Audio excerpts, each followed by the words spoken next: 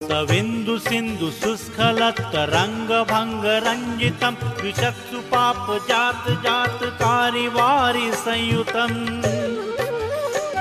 कृतान्त दूत काल भूत भीतिहारि वर्मदे त्वदीय पाद पंकजं नमामि देवि नर्मदे।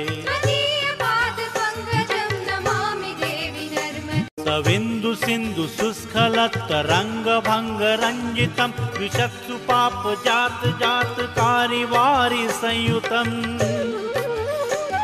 कृतान्त दूत काल भूत भीतिहारि वर्मदे त्वदीय पाद पंकजं नमामि देवि नर्मदे। सविन्दु सिन्धु शुष्कलत्तरङ्गभङ्गरञ्जितं विचक्षुपाप जात जात कारिवारि संयुतं